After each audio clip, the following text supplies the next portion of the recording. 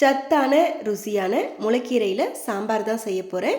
இது செய்கிறதுக்கு ஒரு கட் அளவுக்கு முளைக்கீரை எடுத்து அலசிட்டு தண்ணி இல்லாமல் பொடியாக நறுக்கி வச்சுருக்கேன். குக்கரில் ஒரு கப் அளவுக்கு துவரம்பருப்பை கழுவிட்டு எடுத்திருக்கேன். 10 சின்ன வெங்காயம், 4 பல் பூண்டு, ஒரு தக்காளி பழம், சின்ன துண்டு பெருங்காயம், 1/4 டீஸ்பூன் மஞ்சள் தூள், மூழ்கிற அளவுக்கு தண்ணி சேர்த்து கலந்து விட்டுட்டு மூடி போட்டு வெயிட்டு போட்டு 6 விசில் விட்டு எடுத்துக்கலாம். அரை மூடி தேங்காய் கூட 1/2 டீஸ்பூன் ஜீரகம் சேர்த்து அரைச்சி எடுத்து வச்சுக்கலாம். இப்போ வேக வச்ச பருப்பில் உள்ள தண்ணியை வடிச்சிட்டு பருப்பை நல்லா மசிச்சு எடுத்து ஒரு கப் தண்ணி சேர்த்து கலந்து விட்டுட்டு 2 டேபிள் ஸ்பூன் குழம்பு மிளகாய் தூள் சேர்த்து கலந்து விட்டு எடுத்து வச்சுக்கலாம்.